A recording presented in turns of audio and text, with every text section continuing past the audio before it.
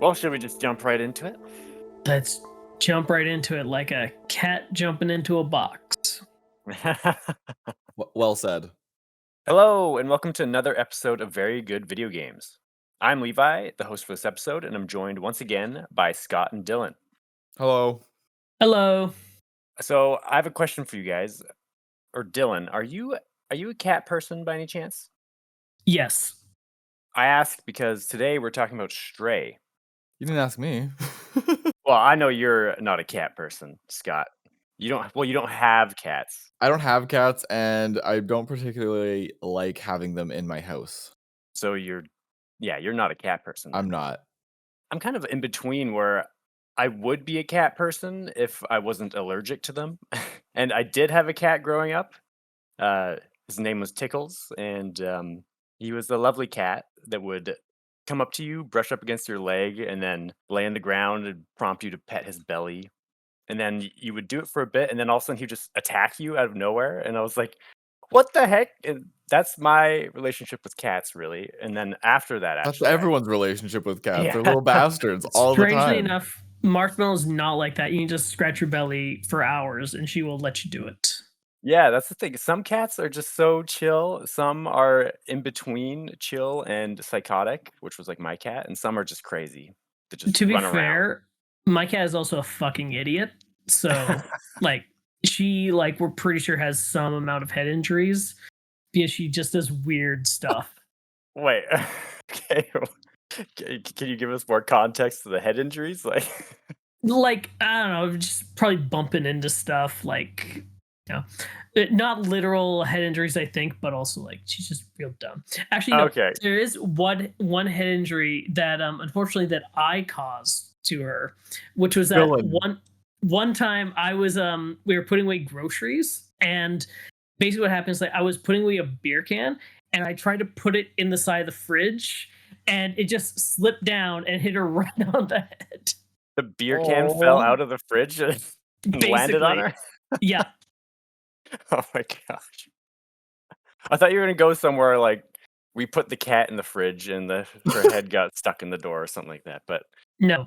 Okay, that's no. okay. I just dropped a single. It was a fairly large beer can though, so. It wasn't a Foster's, was it?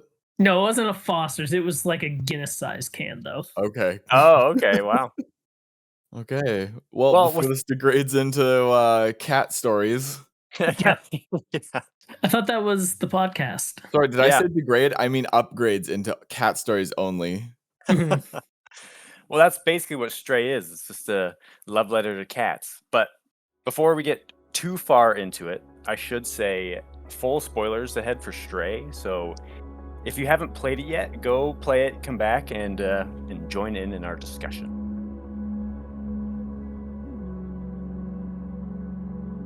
I had something I wanted to ask you guys before we fully got into the meat of the game. I already told you I'm not a cat person. Yeah.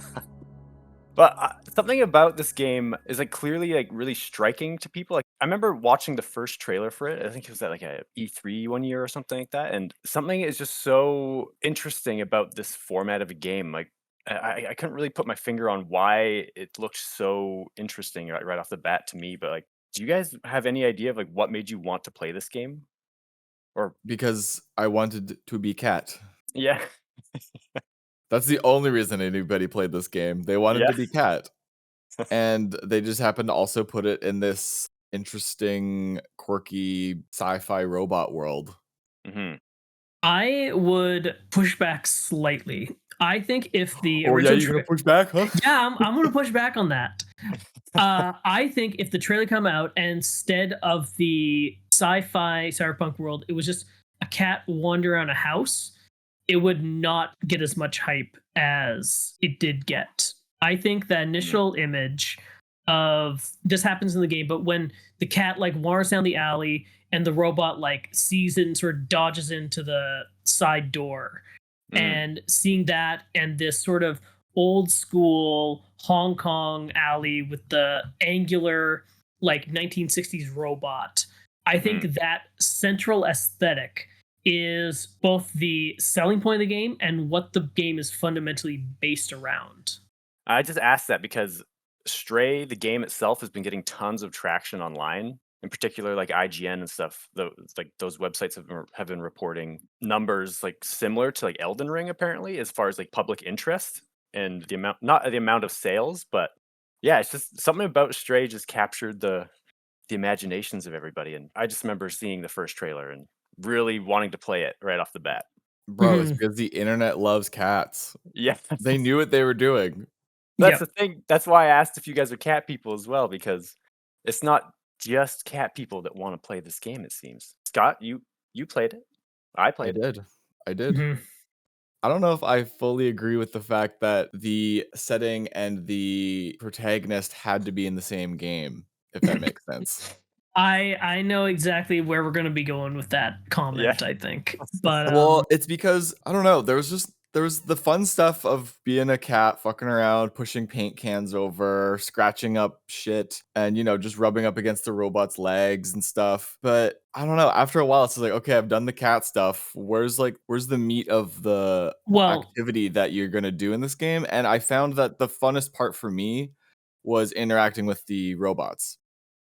And the mhm. thing is, you're just kind of, I don't know, you're just a cat. Yeah. Well, the thing is, though, you're not just a cat. You're also Gordon Freeman, savior of humanity in this game. Okay. You're like a base level cat, but being controlled by humans. So you're like technically in the universe like a normal ass cat, but with human level intelligence. So Yeah, do Uh, you? I mean, that's the thing that was like so weird to me. I was like, does this cat know what's going on at all? I think for me, the game also had a weird tone where it was just like it came off as silly for most of the parts of the game, and then sometimes it would just be drastically different. Like it's like quite a darker tone near the end, and I'm like, why mhm. why did they have to go this route for the story? I feel like they could have just had a cat bumbling through the city, accidentally saving it, instead of having like any sort of thought on it. Well, here's what I'm going to try and describe in universe. So, I think at one point you get some information about it's been this many days since robots gained consciousness. Like someone actually writes it on the wall. And I believe, I didn't write down the particular number, but I believe if you actually calculate that in years, it's like 7 million years since the robots actually became conscious. yeah. Oh, So, Yeah. okay. this is strictly speaking like not the same species of cat that we have. This has definitely evolved in some way in the 7 million years. Sure. Mhm. I should say that, yeah, I didn't know what kind of world we're in. I noticed that all the clocks were 16 hours. So I don't know if that was Mhm. just a made up thing that the robots had to make up or if that's based off of the planet that they're on. Okay, I definitely agree that there's an issue here. And as much as I'm saying, like, oh, there is an in universe explanation, like, for sure your cat needs to be more intelligent because it can understand the robot talking to it. And, like, the fact is that cats in no way now could understand the amount of complex information Mm. that's being conveyed in the story. And there's no way you can justify the cat happening to, like, type in a safe combination the way that's actually doing Oh, here. yeah. Right, yeah. Wasn't B12 doing that stuff though? It's I guess it's implied a bit, but It's definitely like maybe being inputted by B12, but like the fact is that you are the one that is, say, figure out that the numbers on the clocks correspond to the safe at that one point. Mm-hmm. So in I no guess. way is that, I think in a way maybe we're yeah. maybe nitpicking on what we're playing. I think you're yeah, playing both characters in a sense. there are some segments, particularly right in the beginning, and then there's one segment when you lose B12 where you're just the cat and you have the same Mhm. amount of problem solving skills because you're a human playing the game. But I really don't think we need to, yeah. Yeah. yeah. What is the biology behind this cat that makes it so intelligent to do all these things? I mean, if it's evolution, then the evolutionary process did not do that much over 7 million years. I know. That's the other thing I was going to say. If it is evolution, then the cat should look somewhat different than Yeah. I would imagine normal they'd cats. get bigger again over 7 million years because they can't Yeah. rely on humans. Oh my gosh, we should have been able to play as like futuristic saber-toothed cats running Yes, through the dude. streets, But otherwise, the hunting the gameplay is robots. unchanged. Nope, Yeah. nope, not hunting the robots. Okay. Otherwise, gameplay is unchanged. You're just doing little scratchies and stuff, but you're enormous. Yeah.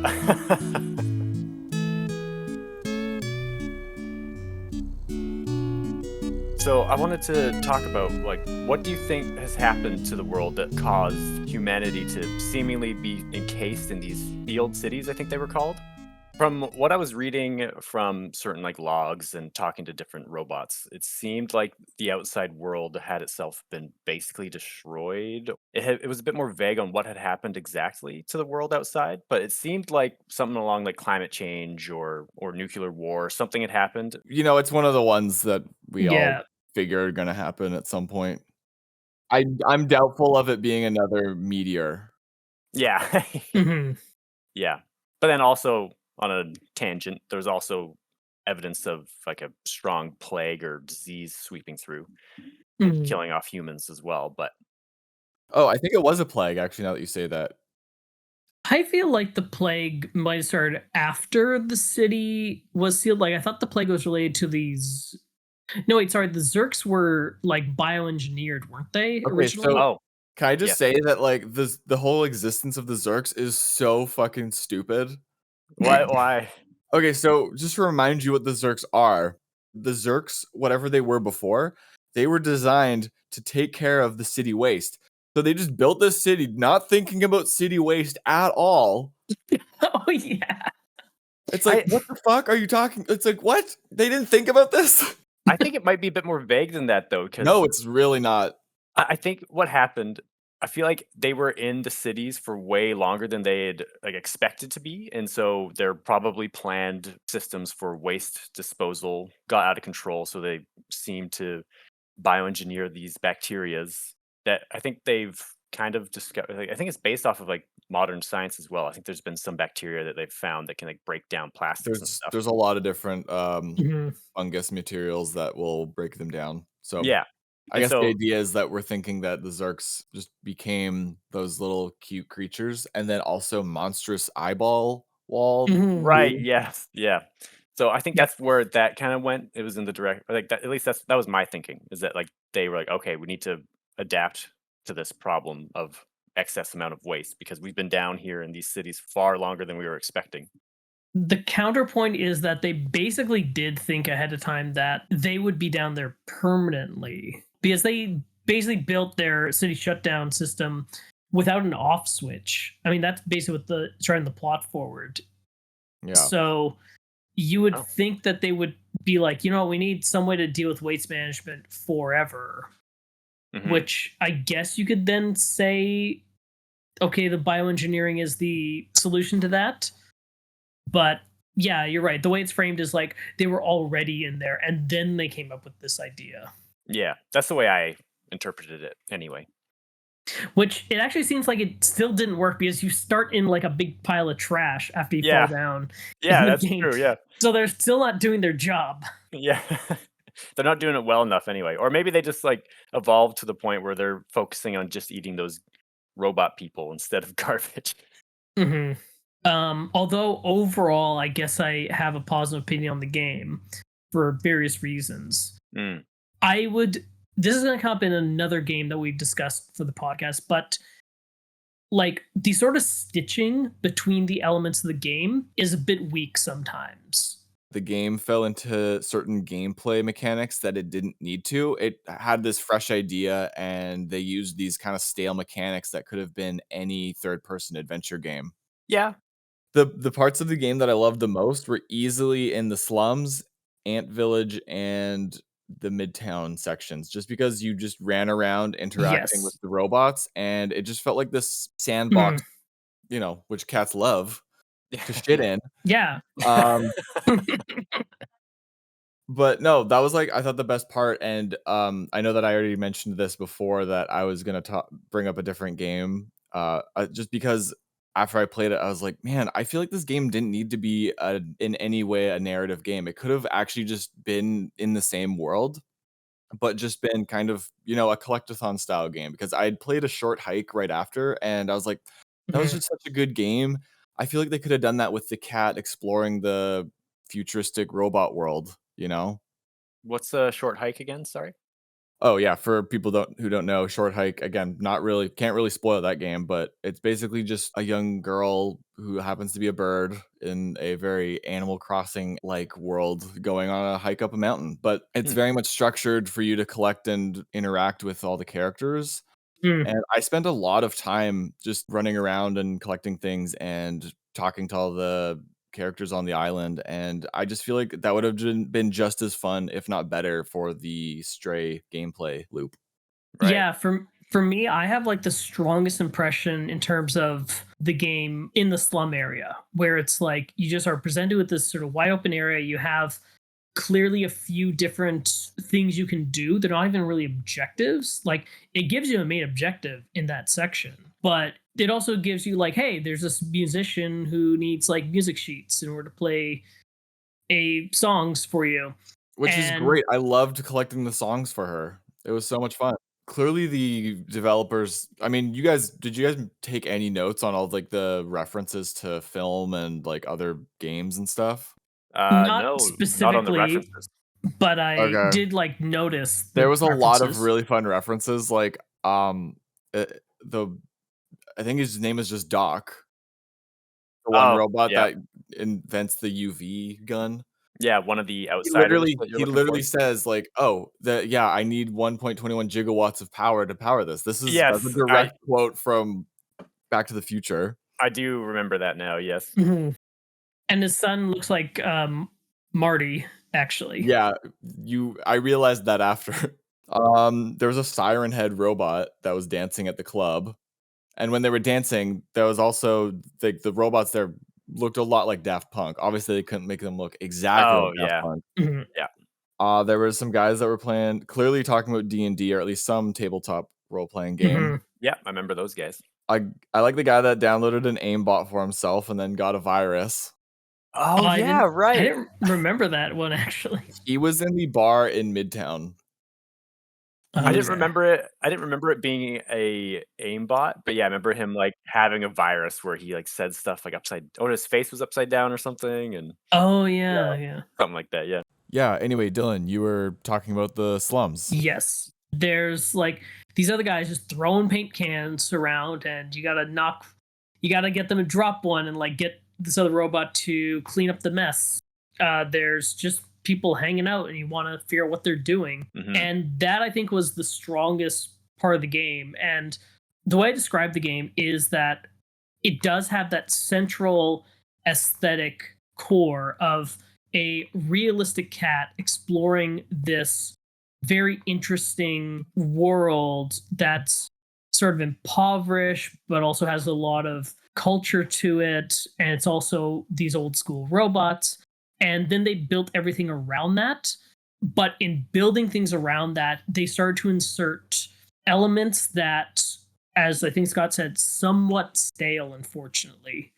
They're tried and true. Like, Yeah, people keep using them in all sorts of games, and it's just like, "Okay, well, this has been made already." Yeah. it's never like garbage. There's no point in the game where I'm like, this fucking sucks.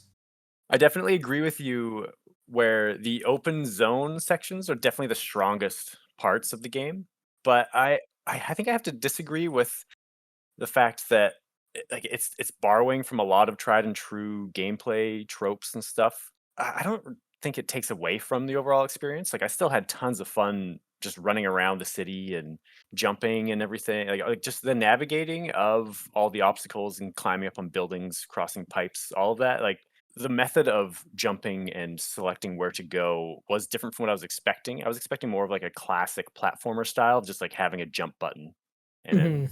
you get to guide your jump normally. But the way I heard it described is like why they might have done that method of like pressing A to jump or spacebar or whatever.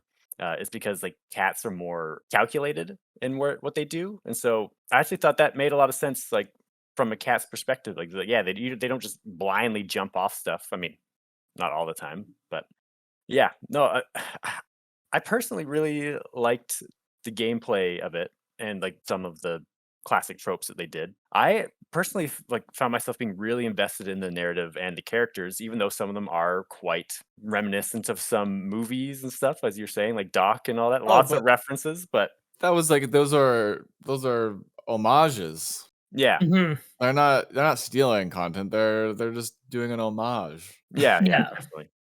But I still found myself super invested in the story and, like, getting to the end, I actually found it to be really well done, and I found the ending, even though I think we're jumping ahead a bit there when I say talk A about the little ending, bit because I was. I found Yeah. it touching. I found it good.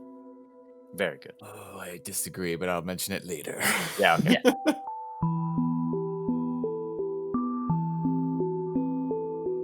I think we should talk about, like, the main sections of the game, like the open zones, like the slums to Ant Village to Midtown, and then I think finally, I'd say the last segment of the game would be basically like the prison slash higher Mhm. upper level. Well, I've got Yeah. notes for each chapter, so wherever you want to go. Oh yeah, yeah, it did have a chapter system, didn't it?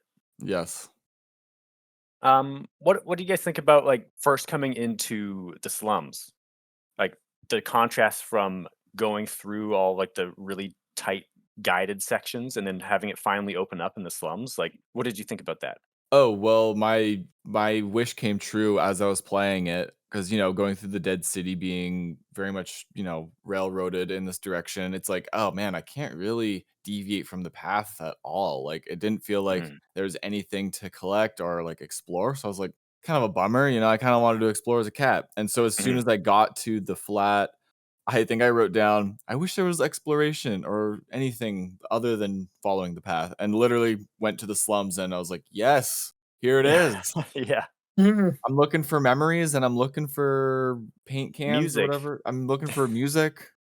Yeah. So, yeah, no, the slums was probably, like I said before, the best part along with the other open areas. Hmm. Definite breath of fresh air at that point. Mhm. Yeah, the platforming doesn't really require much other than just seeing where you have to go and pressing A. It's simpler than most platformers, so there's not Mhm. really anything going on there. And then even the running sections were kinda just meh. Some of them were better than others, but Right, like avoiding the Zerks or whatever. yes. Yeah, like, those sections were kinda weird weird because you kinda had to, like, just S weave through them because they would jump in the direction that where you were gonna go, so you just had to it was pretty simple to Yeah, avoid them. You literally just had to, like, swerve as you're running forward, so it's kinda exactly. easy. It did get simplistic. It Mhm. I feel that it's interesting because so in part, I actually did read like the Wikipedia page on the development of the game. So I Okay. have some insight on the design decisions, which is like, for example, jumping. They did very much say like with the cat, they don't want to be really goofy looking and like having you constantly miss jumps and falling over. They Mm, want you to actually have these smooth transitions between platforms. And I think also, considering the design of the early game, they kind of want to do that where they channel you through a fairly narrow passageway and make it so that the, say, Zerk dodging is pretty, you get pretty good at it. So it mm, feels like good to like dodge and weave as the cat, even if it is fairly simplistic, and right. then gradually introduce more complexity as you go along, but still keeping that smoothness and that feeling of control you have as a cat. I mean, Scott was already getting it, but the narrow corridor section at the start is really meant to acclimatize you to the controls, which is somewhat different in terms of how it controls because they really want you to feel like a cat, right? So there's a certain change way the momentum changes when you spin around. There's also like different animations for like the sharpness of your turns. So I think they really want you to get a feel for that before they unleash you into the open section. And Mm, also they probably want to make the Zerg dodging section pretty simple in order to make sure you don't completely flub it the first time. Because I didn't die to them until like a couple levels in when it got a bit more complex. right. What I have to say that right off the bat, like, starting off the game as just, like, waking up at like, with the other kittens or cats, I found, like, the environmental art direction and stuff to be really awesome. I just, like, right off the bat, like, walking around, like, that, like, big walled off section with all the greenery and the concrete contrast was the light reflecting off some of the walls and stuff. What did you guys think about the art direction, especially going forward from that beginning section to getting into the slums with all the neon lights and the tight corridors and like the cyberpunk aesthetic of it? I thought it was quite strong for most areas at least. I feel like the main open areas were like it was 10 out of 10 design in terms of the aesthetic interestingness of the environment Mm. and just the feeling of being around it. In terms of the transitional sections, I feel like those made less of an impact. They, in some cases, don't deviate enough from the central aesthetic to really make it a convincing world in some ways. So, for example, in the slums, I felt like all the robots do not clean up their shit. Like there are bottles and cans just lying everywhere. It's been 7 million years since anyone's eaten anything out of those cans. And like I can get some of the robots being messy, but like all of them being like that is kind of weird to me.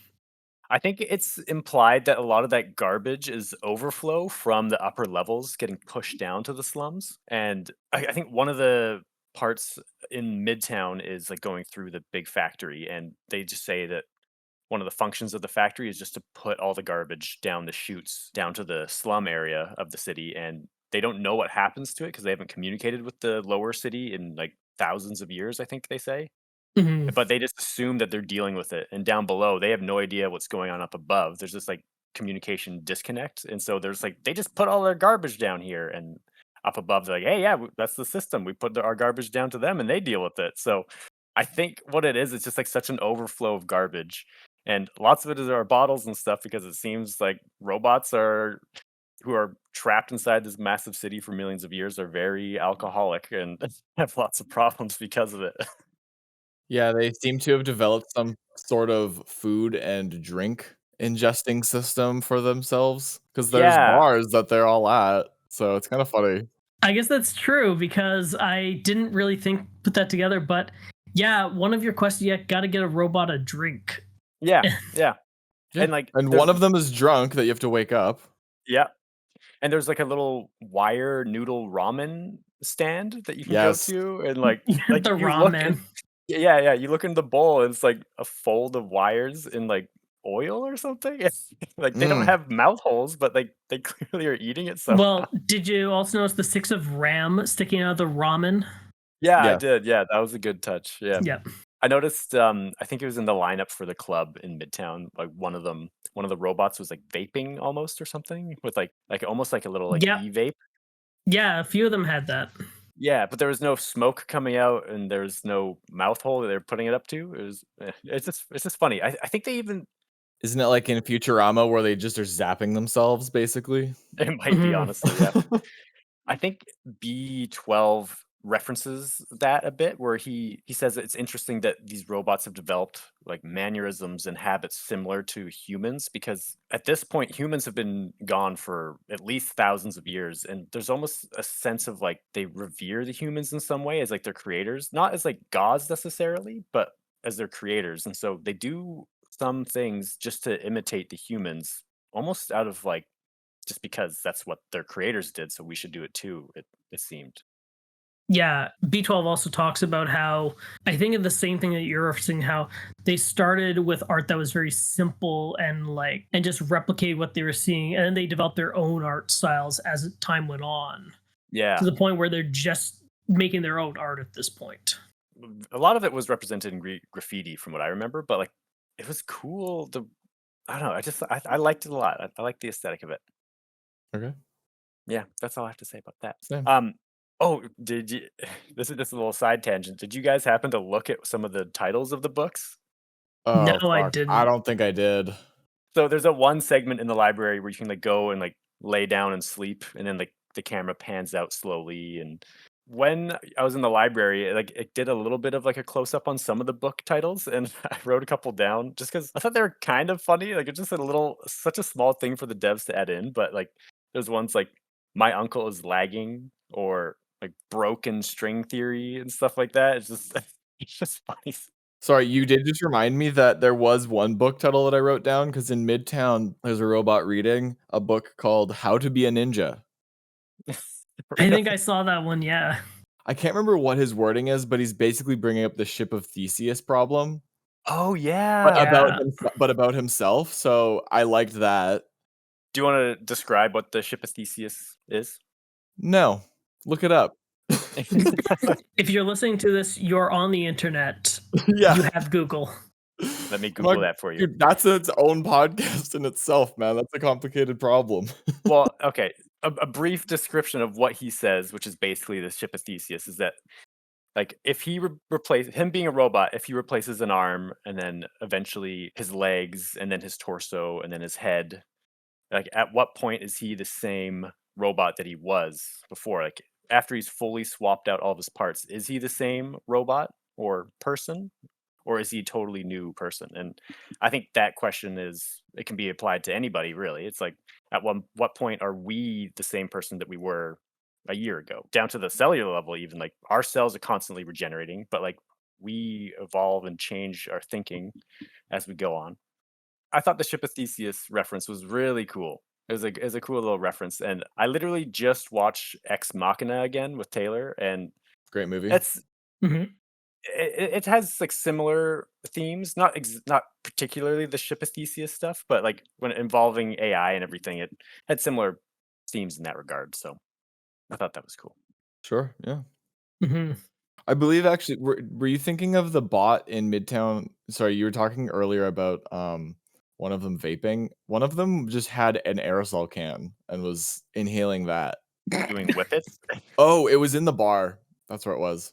Oh, I did not see that. There's one guy just huffing aerosol, but the thing is, I don't know what that would do for a robot. I don't know if he's just lubricating himself, basically. He very well might be. Maybe that's their version of like lipstick or something. Or cologne. I think he's just lubing up, dude. Mhm. I mean, it's a bar, like, Yeah. and that one robot did have a son, so Oh yeah. How does that work? Yeah, I guess. Yeah, Doc has a son, and there's a couple characters I think that allude to having children. Yeah, there is a kid in Midtown. He's like one of the first robots that you see, and he's getting a talking to. Yeah, right. oh yeah. Some questions just can't be answered. Let's not think about that. I think the Let's put that answer away for and I later. think a major theme of the game is life finds a way. Yeah. Yeah, sure, I guess. I was gonna say, a recent short story I read, the robots would break down in certain parts, so they would basically have to build new ones of their own pieces. So it's like, "Oh, yeah, I used to be this robot, but now I'm this robot because these pieces are on me." Hmm. So maybe it's like that. Or like Metabots, the anime. Maybe it's like Metabots the anime.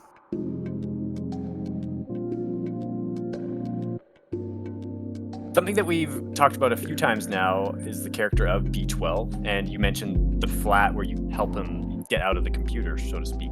Yeah. What did He's you in the computer. His files are in the computer. What did you think about that whole section of the game? Like at first, I thought it was like pretty cut and dry. Just like, oh, I'm getting my companion character for the whole rest of the game. But did you guys pick up on anything different there, or what did you guys think of that section? What do you mean? Yeah, I feel like if we didn't all just, like, know what you're talking about, then we don't know what you're talking about. Yeah, I guess not. So in the section of the flat where you get B12, he is referencing scientists that worked on him and everything that he later comes to realize with the returning of his memories that he was that scientist. Yeah, I thought I wanted to talk about that, but I guess that's what you're talking about now. Okay. Yeah, I went back and replayed that section because I had a theory that I wanted to confirm. But in the pod where the scientist like walked into when he was finally too sick to continue, and he uploaded his consciousness to the computer. In order to jump on top of his pod, you have to jump on top of a robot. I can't remember what exactly they call the robots. The companions? Yeah. Sure, we've been calling them robots, but yeah, in the game, they were companions long ago. In fact, they still are called companions, but those are not AI. Yeah, it's Mhm. like clearly differentiating like the companions being the pure just robotic labor force of Yeah. like the past, and then the robots who are the inhabitants of the cities are the ones that gained AI over time. I thought it was interesting that it was clear that his original plan was just to upload his consciousness into that robot, but because there wasn't anybody on the outside to initiate the uploading process, it took too long, and then that robot body degraded over time, and then you end up putting Hmm. him into this little drone that you find on the top shelf, the B12 unit, which is basically a toy for his child. So I just thought that was really interesting that their technology at that point was so advanced, where like it's shown by B12 being able to like digitize physical objects and like store them digitally, and then I think that's like the inventory. Like their technology was actually quite advanced to the point where he could either put his consciousness into the intended body or just some random toy that he ended up finding as a replacement, like an impromptu replacement for it. I just thought that was a Mhm. really cool little detail that I confirmed by going back. No, I did notice that the first time. I just didn't know what I didn't know what the answer was when you Yeah. said, "Did you notice anything?" Yeah, I saw a lot of stuff. I just thought that was a cool little like detail that they don't explicitly say.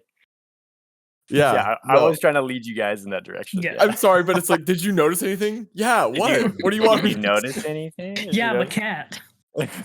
"Yeah, I I noticed noticed I'm a this." cat. Yeah. Okay, yes, I did notice that there's a robot in the room, yes. Did you guys notice all the mannequins? In that room? No, just in general. I think There's at just a some bunch points. of fucking mannequins throughout the world that I think the robots just like to keep. It's just an interesting cultural thing that they seem to all do. Yeah, I did notice that actually. They kind of like dress them up in their own ways and stuff. Like it's like their version of a statue for a human or something. You kind of just breezed over the fact that B12 is the last remaining human as far as we know, but in a digital consciousness. Yeah, at least that's what he says. That's what he's implying, at Mhm. least. Mhm. Again, could be other sealed cities. I mean, I figure this is a Fallout situation where there's other vaults, other sealed cities. I think that's almost guaranteed because I think this is called Sealed City 99, so it's implying that there's many other around It the would world. be it would be heavily implied, if not guaranteed. So B12 being the last human consciousness, not the last human, because his consciousness was saved, and now he's a little toy robot, which I thought was great. It made the ending for him more impactful because he obviously sacrificed himself. But let me ask you guys this: would you sacrifice yourself for your cat? I know it's maybe a little too heavy of a question, but I'm just saying a cat is not the same as the last human consciousness. Well, I think that's the thing that he talks about though, is it's like part of his internal struggle he goes through as he regains more and more of his memories throughout the story, is that his initial directive is like, I must open the city. But then as he Mhm. gets more of his memories back, he's like, wait, why am I opening the city though? Because like I was opening the city for my family, but they're long gone. Like Mhm. anybody I used to know is long gone. In fact, there's not even any humans left. So why would I open the city anyway?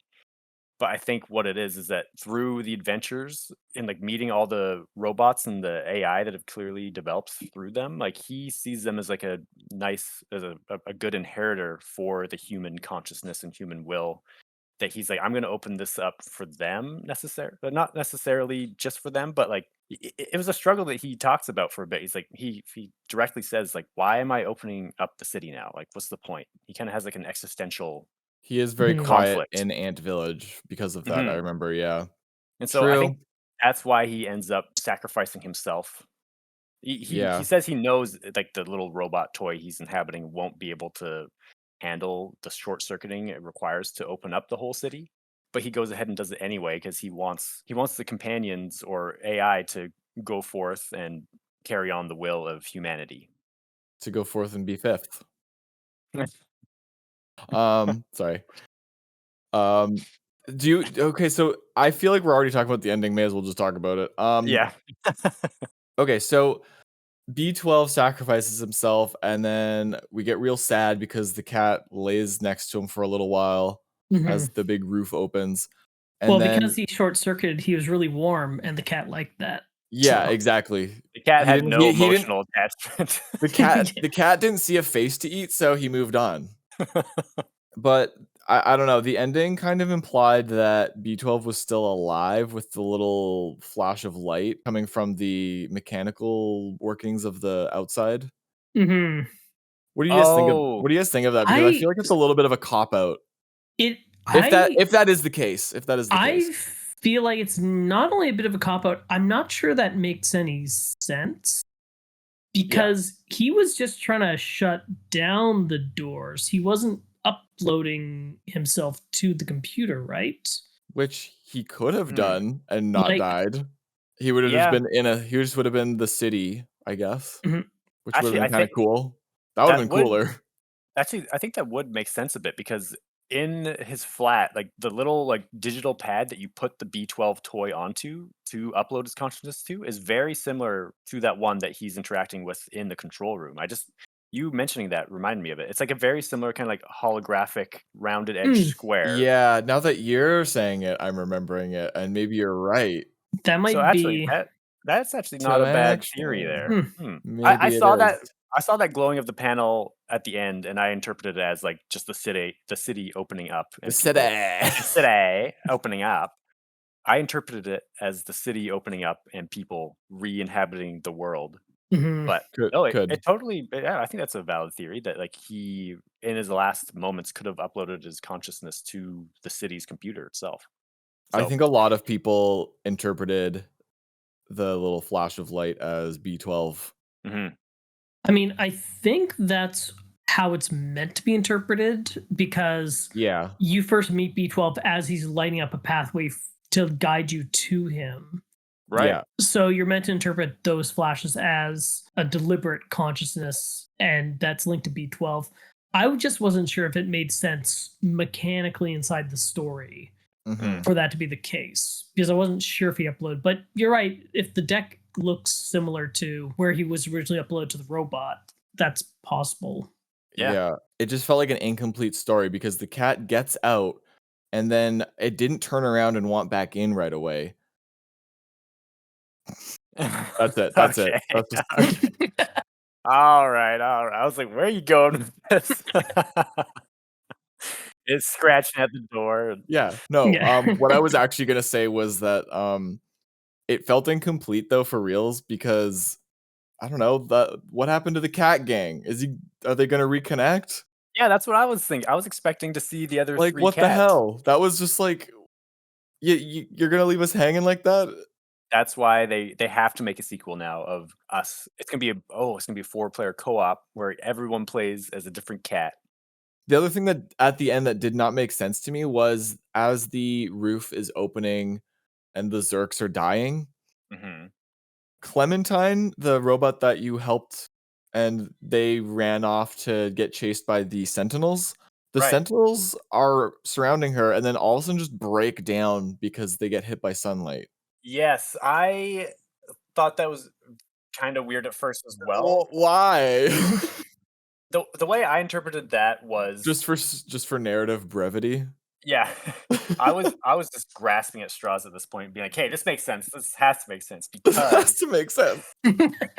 Nobody's that lazy at storytelling. yeah. I think what it was is that those sentinels are part of, like, the city's security system, and B12 disabling the security system and opening up the dome disabled them, and that's the only thing I can think of, and I I think that is recognize what was being implied. And it And was just Palpatine is complete back somehow. coincidence. Yeah. we don't know how, but he's back. That's the sequel. Somehow the big eyeball Zerk has returned.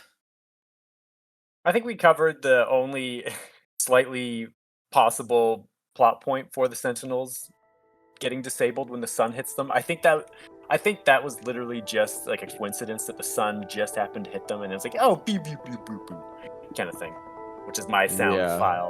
my sound file of the robots dying.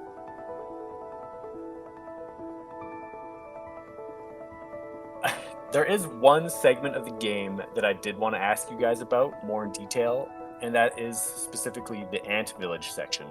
Okay. I just want to start off with saying, like, I once again the environmental art design of that place I thought was so cool. It's like a big tree house in the middle of the sewers, even though it's not a tree. It's like a big spire, or like a big water pipe or something. Yeah. Mhm. But I just right off the bat was just like struck by how it looked. Very groovy. Very groovy. And then actually the character design of the one outsider that you find there, however you pronounce his name, Oh, oh God, Zbal Yeah, it's Zbaltathar. Zbalthazar? I'm pretty sure Zal it's yeah, Zbaltathar. Okay. it's about Yeah, the yeah, whatever. Scott's probably showing footage where the name is present. I hope so. I thought his character design was really cool, how he's, like, Hmm. sitting there hooked up to all the monitors with, like, the starry image playing across them, and he's meditating. I thought it was actually just a cool motif that they had for most of the robots, especially, like, in the lower city where there's almost like a spirituality to them where they like to meditate a lot. When I first walked up to his body, I was not exactly sure what I was looking at. I was kinda confused of like, "Hey, wait, is there a body here?" And I tried interacting with it by meowing, and then all the screens light up, and his face is like, "Hey, don't you know it's rude to interrupt somebody meditating?"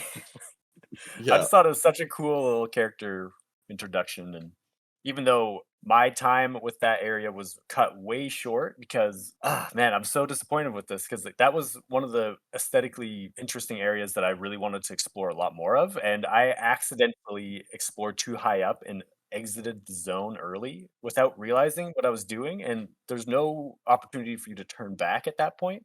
So I totally That's always disappointing in games when you can't Yep. go back just because you went through a doorway. I know, and I was really disappointed by that because I was expecting it to be the same thing as when you leave the slums, where you get that robot who's waiting at the entrance to the sewers to say, "Hey, Momo is waiting for you in the sewers. Are you sure you're ready to go ahead? Because like you're not gonna be able to come back after this." So I thought that was the game signal to me. If you progress past this point, like you can't come back. And so Right. I mean, they kind of are talking about how if you go up to the top, it is the exit of the village. Yeah, it's not as signposted.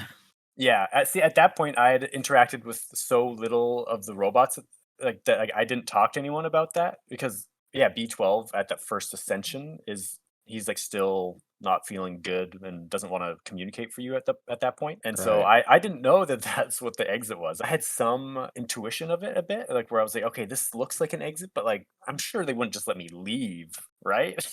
But then I ended up Oh boy. Well, you were wrong. Yeah. You didn't miss out on too much, just to let you Yeah. know.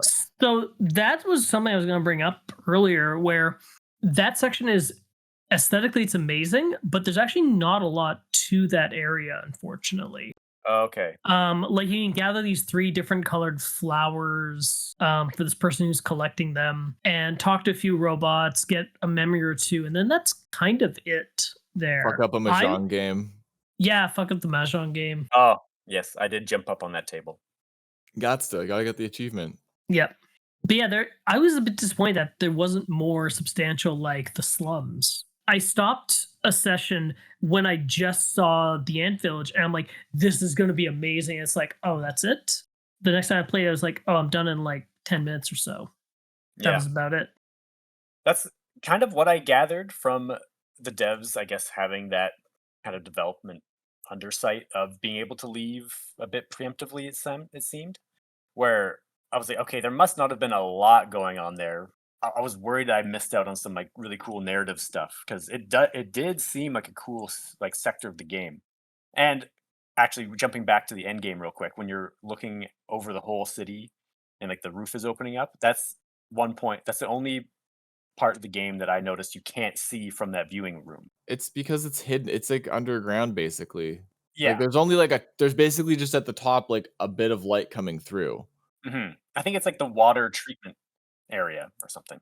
something like that. Yeah, but Mhm. I just thought that was a fun little tidbit I noticed. I'm like, "Hey, I can't see the ant village at all." Yeah, actually, that just reminded me that they keep mentioning stuff of the plant, like the foliage, being able to survive without sunlight, which I thought was kind of like an interesting detail that they didn't really mention more of.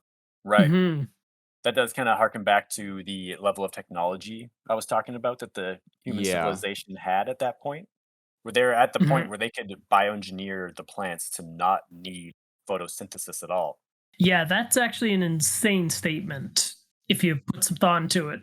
Oh, yeah, that's I mean, I think it's not supposed to be delved into too intensely because, yeah, it's science fiction, you don't have to it's just explain meant how to it be. works. Yeah. Yeah, We need plants around here, so they don't need photosynthesis. It's like, does that imply that if these plants got into the world, you'd have like caves that sunlight has not reached in millions of years, suddenly having like ferns inside of it? And like, wouldn't that completely change the ecosystem? Yeah. Well, I mean, some plants do not require sunlight. There's mosses and funguses that don't require them. So, I mean, Mhm. it's not too far-fetched in my mind to crossbreed something in the future with some insane technology. Like, I can kind of imagine humans doing stuff like that. Yeah. But again, that's just me, like, trying to make something up, right? Mhm. And that's fine to leave holes in your, world building. I mean, some of the funnest worlds that people like to talk about have huge holes in the world building. I mean, Zelda is one of them where it literally caused people to discuss things way outside the video games because Nintendo would not explain things, and why would they have to? Are you referring to Mhm. the timeline?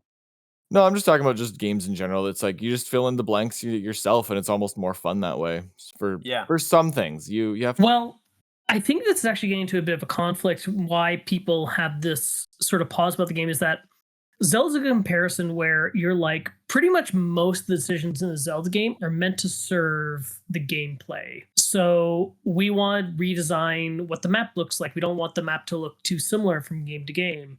So that's why Hyrule keeps radically changing. right. And then you come up with the explanation post hoc. Exactly. That's what Zelda is. It's mainly a gameplay first series. With this, the central experience they're going for is existing in the world, really just vibing as a cat with a bunch of robots in Hong Kong. Like that's what it's going for. And so when you have these sort of, oh, we just have this to justify these things about the world. You're not supposed to think about it too hard. Well, this game is kind of asking me to think a bit harder about this stuff. Yeah. So why are you suddenly asking me not to think about it? It's kind of picking and choosing which elements it wants to explain more and then leaves some just by the wayside just for convenience sake. She's like, we don't need to worry about that too much. I had an interesting thing I noticed, and I think it's an interesting thematic through line about the culture of the robots, and I think maybe point to the larger themes of the story, which I feel in many ways didn't fully land developed, but I think are nonetheless really interesting. When you get to Midtown, a really interesting aspect is you start to see different types of robots than what you've actually encountered before. So far, the robots have been really human like and really interesting. And then all of a sudden, you start encountering these guards that are just like more drone like, not the little drone robots, which there are in the game, but like the cops. Yeah, you basically meet robot cops Hmm. that Yeah. don't seem to act like the rest of the robots.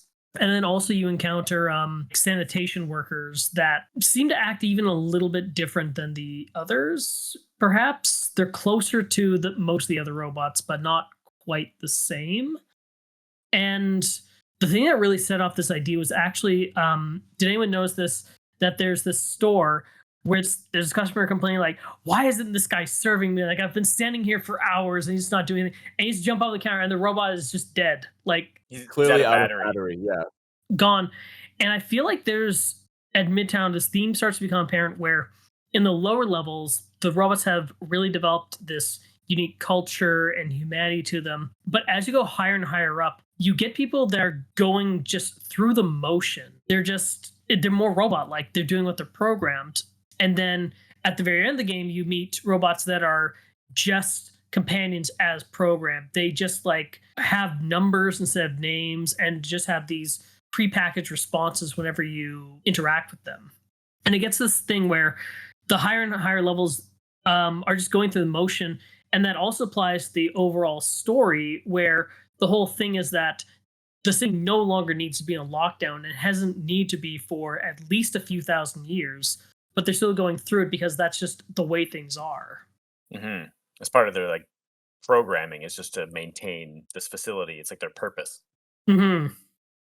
So I thought that was interesting. This idea of going through the motions as dehumanizing, I guess. Yeah, it's almost trying to make like a cultural commentary on.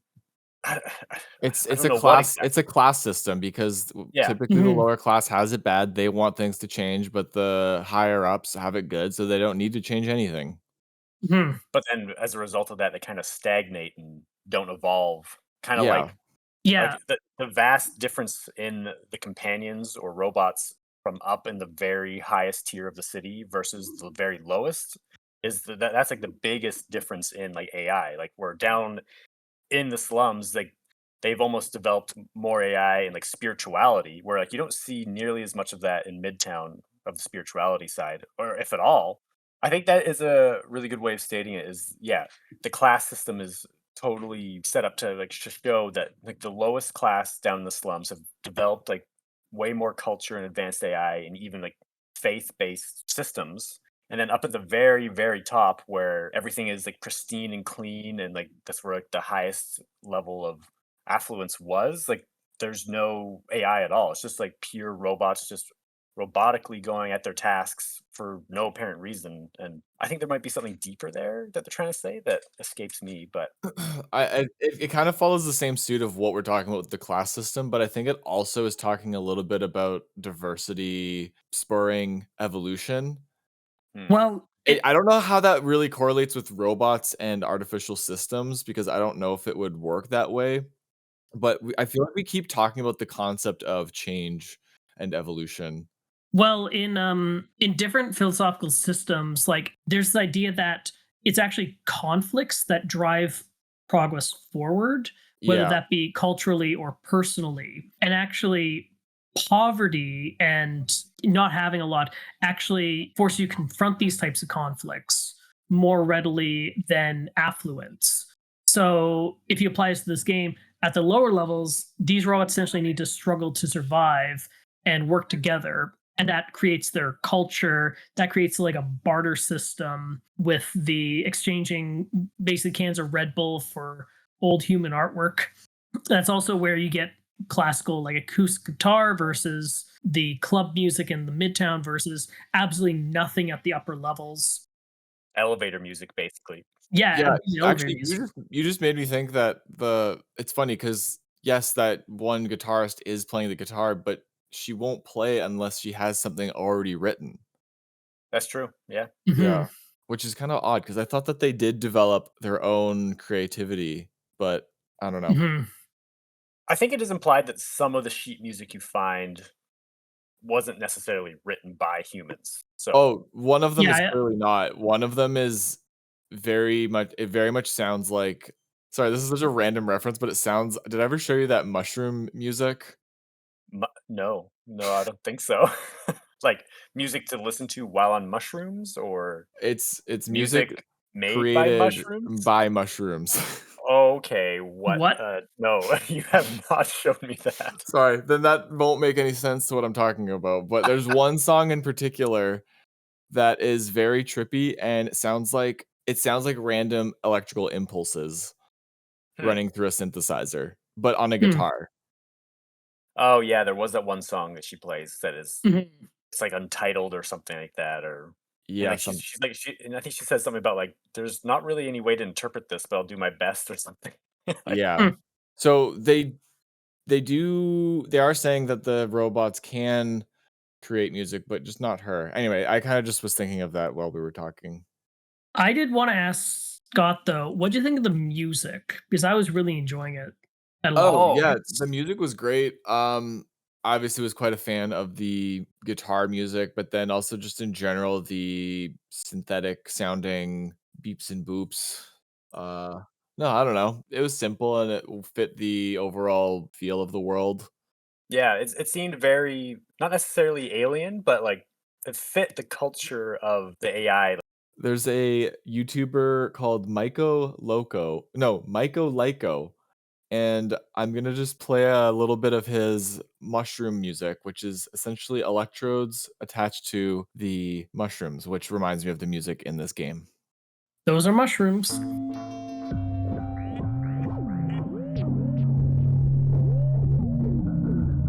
Wow, that sounds exactly like stray music. Especially during the Zerk sections, I think. It is actually kinda similar, yeah.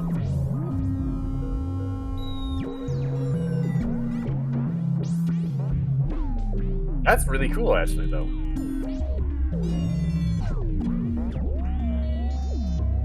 Actually, that's funny that you brought up the music though, Dylan. As I was saying, like, is there anything else you guys want to talk about? I looked at my next note and it was like lots of awesome music on radios, guitar, yeah, player key moments, kind of thing. Yeah, yeah, I Mhm. loved the music for this game. In regards to these like three tiers of society that are on display in the game, and like, are you trying to say that classical guitar being at the bottom is the best form of music, and then EDM club music in the middle is worse, and then at the very top being elevator music is like the absolute worst music? Well, as Eleanor in The Good Place once said, "That's not music, it's EDM." I don't think there was any implication there. I think it's just setting. I think it's just the setting. We're just Yeah, reading into it. I don't think it's necessarily throwing a shade on EDM versus nice single person Yeah. acoustic guitar music. I think the overall broader point is about the relative cultural development of the systems. And I would even say that the way it's depicted is that the Midtown people aren't overall much worse off in terms of development than the slums. Although, again, it does have the one robot that's yelling at this other robot that's clearly just not, charged.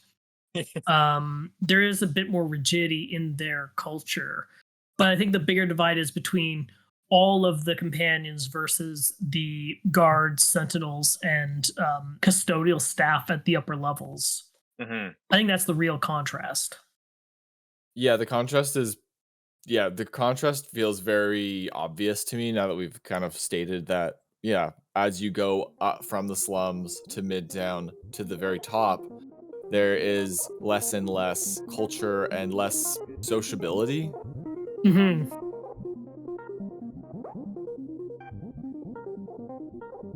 I think there's a lot of fun little things to talk about, but I think we've covered the bigger Yeah, stuff. Hmm. We didn't talk so much about the experience of being a cat. that's true, Um, actually. We didn't, and I actually thought it did a pretty good job of making me feel like a cat, like mhm. running around rooftops, sleeping on random cushions and people's laps, and scratching posts and couches, and I did Mhm. like how they integrated our instinctual need to act like a cat into the actual gameplay. As soon as you see stuff that you need to knock over, that's part of the gameplay. You know, oh Yeah. yeah, you need to smash the paint can through a window to get through. You need to scratch at the wiring at the end to short circuit the security systems. Like eventually it just sort of becomes part of the gameplay that you need to like pat at the door to be let in. yeah. Yeah, that was great. Scratch at certain curtains to pull them down and then release them upwards so you can get out of windows and stuff. Like Yeah. they knew that we were going to do that stuff anyway for fun, and I thought, yeah, it was a good gameplay decision to incorporate that into the actual game itself. Were you tripping people? No, I actually didn't trip anyone. You didn't trip it? Did you guys trip I Oh didn't anybody? realize yeah. there was a tripping mechanic until No, afterwards. there's 2 people that you can trip, one in the slums and one in Midtown. There's no like random cat flipping button, you know? Like some I cats just know. like randomly stand on their front legs and then flip onto their backs and then roll around and bolt off in a random direction. There should have been the random cat, button where it's just like, "What's it gonna do?" Yeah. Yeah, I think so. Get the In the zoomies. sequel, they'll have to add in the random cat button and the cat spirit world vision toggle so you Mhm. can see into Yes, dude. the other world that cats can Yes. obviously perceive and we can't. What you looking at there, little guy? Mhm. Arr, the spirits. Yeah, I did Should too. this should this game should this game have been about a cat medium? Possibly. Or a cat detective that Yes. solves spiritual crimes. I think there's going to be a lot more cat games now. This has put the template out for how to make cat movement in a video game. Yeah, I was hoping there'd be more of like a butt wiggle, you know? Oh, yeah, the butt Mhm. wiggle. There was no butt wiggle.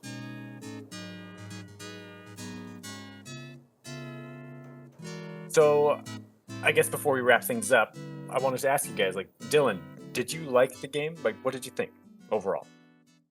My impressions overall were quite positive.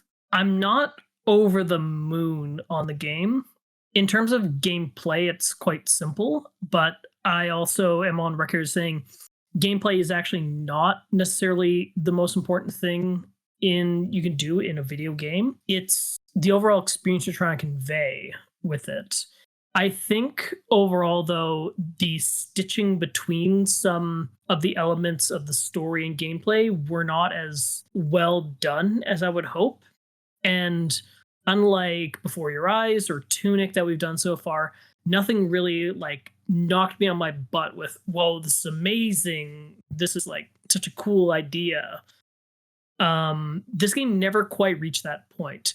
It was very well done for the mechanics it was going for and the experience it was trying to convey, but it left an impression on me. It didn't really change my life, I guess. That sounds really dismissive though, but it's true.